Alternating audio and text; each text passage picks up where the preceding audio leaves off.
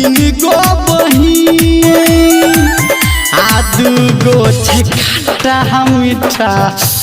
दूगो छे खट्टा मीठा तेसर नमकी हमारा छोटकी भौजी के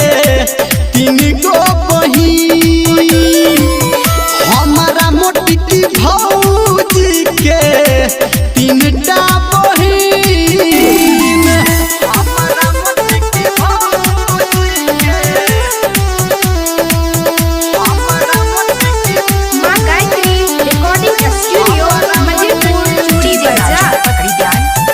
हमारा मोटकी भौजी के तीन गो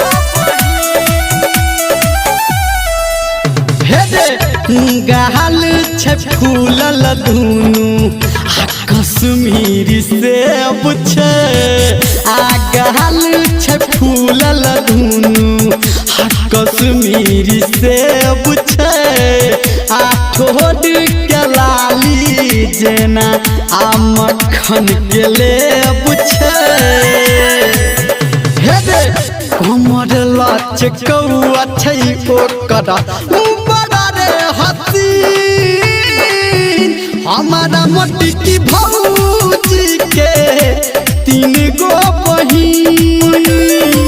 आ हमारा छोटकी भौजी के तीन गो बहिन हमारा मोटकी भौजी के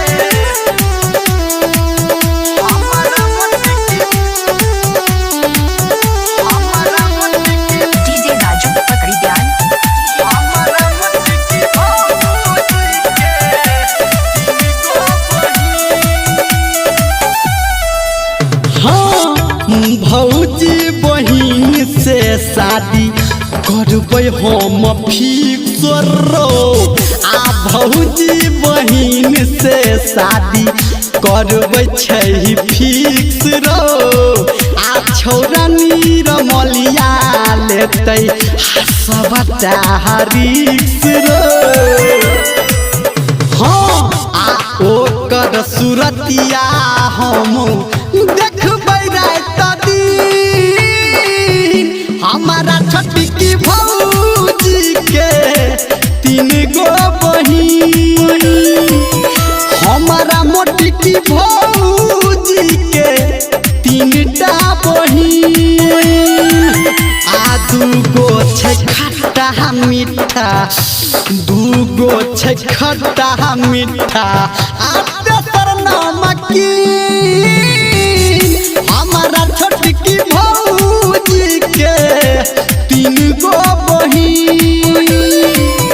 हमारा मोटकी भौजी के